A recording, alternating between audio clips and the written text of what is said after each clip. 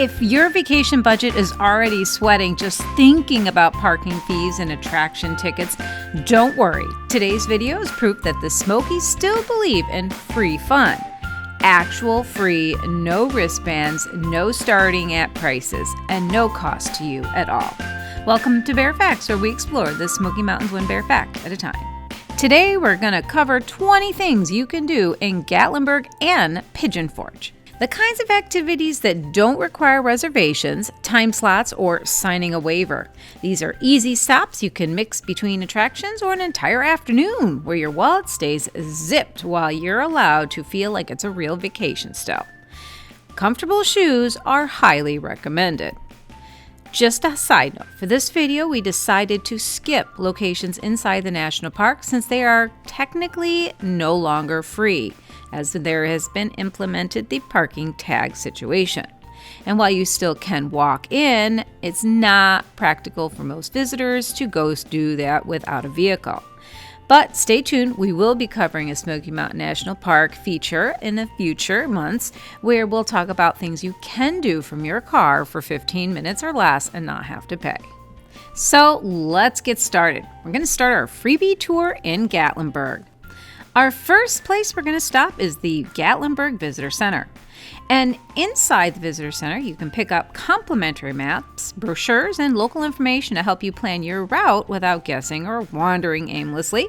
This is also the perfect place to take advantage of the public restrooms, fill up your water bottle, and tighten your shoelaces, and make peace with the fact that walking will be a major part of today's adventure. But before you try and drive into Gatlinburg after visiting this wonderful little stop, it's worth addressing a pretty big challenge: free accessible parking. Yeah, free parking in Gatlinburg can be as hard to come by as a polar bear in Miami. It's very limited and sometimes feels like a sport with unofficial rules. But there is a lesser-known workabout that many visitors miss, and this is the reason we started our tour here at the Visitor Center, because parking here is free. Yeah, you don't have to pay anything. You just park your car out behind the trolleys and you don't have to pay. So here's the next suggestion. After you're done parking your car, avoid paying any of those fees by hopping on the trolley. So our number 2 freebie is the Gatlinburg Trolley. The Gatlinburg Visitor Center is the perfect launching point for your Gatlinburg trip, as it also is a transfer hub for the trolleys leaving and returning from either Pigeon Forge or Gatlinburg. After parking your car, you can hop onto the Gatlinburg Trolley at no cost to you and let someone else worry about the traffic, because yeah, Gatlinburg traffic can be horrendous. The Gatlinburg trolley system launched in the early 1990s and remains completely free at this time. It's efficient, easy to use, and safe. Once you're on the trolley, you're officially touring Gatlinburg without feeding a parking meter or circling the block just one more time. Number 3, enjoy the Little Pigeon River in Gatlinburg. All right, we're heading into our next freebie, and that is the Gatlinburg River Road, following the Little Pigeon River. Once you're in Gatlinburg, you can either stay on the trolley or get off the Ripley Aquarium Hub. Here you can see River Road follows the Little Pigeon River right through downtown. It's been part of the Gatlinburg pedestrian charm since tourism boomed after the national park opened in 1934, and somehow still feels peaceful most of the time. It's called the River Road, and it follows the river for over a mile and parallels the parkway, which is why it feels so much calmer and separated from the glitz and the lights of the parkway. Our number 4 is going to be walking along the Gatlinburg Parkway and doing some people watching. This is the downtown Gatlinburg and houses the biggest attractions in the area, including Ripley's Museum, Space Needle, Sky Park, and Anarchista, plus so much more. It's chock full of great dining and shopping opportunities. The downtown Gatlinburg is best explored on foot, as traffic in this area can become extremely frustrating and difficult. Because it was developed rapidly in the mid-1900s, the heavy flow of traffic wasn't anticipated, leaving the entrance to the park a major bottleneck. Because the parkway is so full of many attractions, a lot of people find their way walking around. And we've seen some strange characters, from Bigfoot to Elvis. And of course, there's a lot of fur babies. There's just a never-ending stream of people and things to see right along this strip. Not only is it a mix of mountain charm with neon signs and hustling families, but you also might be able to spot an occasional black bear that finds the free entertainment just as delightfully as you do. Number 5, look for the snow, scarecrow, or bear sculptures. As you walk, keep an eye out for the Gatlinburg seasonal sculptures. Throughout the year, the city installs themed figures, snow people in winter, scarecrows in the fall, and bears in the summer. You can turn your people-watching stroll into a scavenger hunt for these unique, quirky sculptures. The sculptures can be seen sitting on benches, reading a book, taking selfies, reporting the latest bear facts, or even throwing snowballs. Many local businesses sponsor the sculptures, meaning that without admission to the attraction, you might not be able to check them out yourself. But I would say about 95% of them are in public spaces. These delightful, whimsical sculptures are a major part of what makes Gatlinburg so unique and fun to explore on foot. Number 6 is going to be the Park Vista Hotel. If you want to get some amazing architecture, hop on the trolley again and head up to the Park Vista. Park Vista Hotel was built in 1975 and was designed by architect John Portman. Step inside the lobby and look up. Its dramatic, multi-story atrium feels like a time capsule from an era when the hotel lobbies were designed to impress. The views from this hotel on the hill are amazing, and if you use the trolley, you might find more hidden treasures on the way that you wouldn't have known about unless you were not doing the driving. Number 7 is the tasting tour option. Gatlinburg also excels at offering free tasting tours of food and liquor samples. Bird's Cookies is famous for their samples, but you'll find other shops and candy stores that often invite you to try before you buy. There are a few liquor places that will offer free samples, but most of them will charge a nominal fee. For the most part, they're just hoping for a tip and maybe that you'll fall in love and buy some more. But there are quite a lot of places in the downtown area that do offer completely free samples. Number 8, the Gatlinburg Welcome Sign. The Gatlinburg Welcome Sign is basically one of those things that everyone needs to get a selfie in front of. The sign is in front of the Gatlinburg Convention Center and is one of the most photographed sculptures in all of Gatlinburg. I would hazard a guess it might be the most photographed thing at all in the entire city. This massive sculpture is designed and created by the same artist responsible for the seasonal people found throughout the city. And depending on what time of the year you visit, the photos are going to look a little different. In the winter months, this sign takes on a snowy facade as though covered in a thick blanket of snow. And in the summer, it seems to shed its snow coverings and emerge with wooden textures and playful bears coming out of hibernation. Number 9 is going to be the Gatlinburg Trout Hatchery. A short walk or ride from the hustle and bustle of the downtown area is the Gatlinburg Trout Hatchery, established in 1937.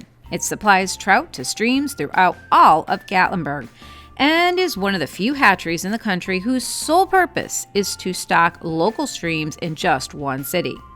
The hatchery offers a calm, educational break from the downtown energy, and though it isn't directly on the trolley line, it makes up for the short sight by offering free parking. The fish tanks of the hatchery are enclosed in this open gate awning, but you can still look inside and see the fish. There are also grill stands, restrooms, and a playground, and kid-friendly fishing areas for people to enjoy. And though there are no signs that forbid swimming, I personally would suggest you don't do that, as people are actually fishing there. But on top of that, I can only imagine how many discarded fish hooks are floating around on there. Our number 10 goes to the Ogle Cabin. Now, even though we aren't going into the mountains for this tour, one piece of the mountains has come down to Gatlinburg. It's just one other small detail that makes the city so fun to explore, and it's another piece of Gatlinburg history. The thing is that most people don't even know it's there because it sits right at the intersection of 441 and 321. a busy part of the road, and unless you're walking, you'll drive right by. Here is the Martha Ogle Cabin, dating back to about 1807 and built by one of Gatlinburg's founding families. It's positioned quietly near the public parking garage, and it's a reminder that Gatlinburg existed long before the neon lights and novelty mugs. This is also a good time to stop and use the public restrooms to fill up your drink mugs or use the facilities, as they're right there behind the cabin. Our last stop in Gatlinburg is also stop number 11, and that's the village shops. We're going to wrap up your Gatlinburg freebie tour with a walk through the village shops. Developed in the 1960s with a European-style architecture, cobblestone paths, and foundations, this place was literally built to replicate early European-style architecture. Even without shopping, it's one of the prettiest spots in town to slow down, take photos, and enjoy a moment that feels far removed from the parkway. As you wander around, you'll see a lot of little oddities and pieces of the history of the area that have been cobbled together to create this unique little town. Here you'll also find one of the oldest continuously running places in the Gatlinburg area, the Donut Fryer. And though you won't get a freebie here, you might want to try their donuts or coffee to keep you going as we head back to Pigeon Forge for more free fun. After all that walking, it's time to get back to your vehicle and head into Pigeon Forge, where our freebie tour continues. As you're leaving Gatlinburg and heading towards Pigeon Forge, everything does start to spread out. The sidewalks get longer, the roads get wider, and suddenly walking doesn't feel like weaving through a theme park anymore. Pigeon Forge is less about squeezing everything into a single block and more about open spaces, river walks, and easy stops that let you slow the pace without slowing the fun. All right, for number 12, Patriot Park. This is one of the first stops you should consider doing when you enter Pigeon Forge. This place was opened in the late 1900s, and Patriot Park offers great green open spaces, river views, and walking paths right off the parkway. It's one of the few places where no one is selling you anything. There are walking trails and wide open spaces to enjoy, as well as let the kids run off some steam. Patriot Park is also where many seasonal events are hosted, such as 4th of July, crafting events, and also they are part of the Winterfest. One last thing to note is Patriot Park also has a lot of free parking. Adjacent to the Patriot Park is also the Pigeon Forge trolley system. Now, Pigeon Forge does charge a nominal fee to use their trolley system, but if you do want to use it, it really isn't very expensive to use for the entire day. Number 13, visit the Old Mill District and feed the ducks. Adjacent to Patriot Park is one of Pigeon Forge's oldest and most distinct pieces of architecture, the Old Mill. The Old Mill is a still fully functioning grist mill that dates back to the 1830s and remains one of the most photographed spots in Pigeon Forge. This building, which is now a popular restaurant and general store, has a deep history and importance to the area. You can still buy flour at the general store, which has been made into houses. Just behind the Old Mill is a stretch of the Little Pigeon River that is slower and calmer than other places. Here you can stop and look where ducks and geese glide across the water like they own the place, which they probably do in their mind. Watch them swim is free, timeless, and possibly the most relaxing thing you'll do all day. Number 14, walk the Riverwalk, which is an extension of the Greenway. The Pigeon Forge Greenway follows the Little Pigeon River and has expanded steadily since the early 2000s. You can pick up the Greenway just past the Old Mill District through a small residential neighborhood in the area. During the winter months in November through mid-February, they light it up with different kinds of wonderful fairy tale stories and whimsical creatures that you can enjoy with the lights around you. There is free parking at Patriot Park as well as the island if you decide you want to take this trail. You can follow its winding, gentle bends as you walk up and through the island and keep going well past the glittering lights of the fountains and giant wheel. Along the way, you can look at birds and other wildlife that call this place home, or stop and have a picnic along the lush green grass that grows in the summer along the bend. Number 15, watch the fountain show at the island. One stop on the way through the Greenway, as we've already mentioned, is the island. The island in Pigeon Forge opened in 2013 and is packed with fountains, music, and constant motion. If you're on the Greenway, the island is just a fun stop along the way, where you can stop and rest your feet in front of the fountains. Throughout the day and well into the night, the fountains will light up with the sounds and music of different popular tunes. The free fountain show glows after dark and is impressive, especially when you remember you didn't have to pay for it. You can spend hours just watching people enjoy the famous fountain show or catch a live performance on occasion outside the old Smoky Moonshine Company. Just this last summer, they hosted a dinosaur animatronic show with life-size scaled dinosaurs. We're hoping to see them come again back this next summer. Number 16, walk along the parkway. Hop onto the parkway and stroll down the parkway itself. There are plenty of great things to see and experience on this long stretch of road. You might want to walk to the Titanic Museum and get a selfie, or you could stop at the popcorn company behind Paula Deem's Lumberjack Show and try free samples of popcorn. Or you could stop at the Christmas place and wander the endless rooms full of Christmas cheer that is spread year-round here. Good luck getting the jingle bells to stop playing in your head for the rest of the summer, though. Number 17, walk through the live critter touristy themed souvenir shops. As you walk the parkway, you're required to stop at least one time at one of the tacky, quirky, novelty-filled tourist shops along the walk. Consider this your obligation as a tourist, something that must be endured for the sake of saying, yes, we did that. Stopping in at one of the themed souvenir shops is just part of the Pigeon Forge experience, whether you planned on it or not. 3 of the most notable are all themed by live animals that you can actually find somewhere in their store. From the goats on the roof with their baby goats in the back, to Jaws with their live sharks, tanks, and then of course there's the alligator place, where there are alligators somewhere back there. I've actually seen them all, but just letting you know, don't expect too much. That's all I have to say. There is a third place. It's called the Three Bears General Store, and it is free to enter the store itself, but they do charge a $3 fee to actually go see the bears in the back. It's actually worth the $3. I think they've done an excellent job of creating a habitat for these rescued bears, and I actually think it's a nice thing to see the bears somewhere safe where you're not getting them or yourself in trouble. Number 18, the selfie park behind the Bigfoot's Country Barn and Gift Shop. Yeah, that's a long name.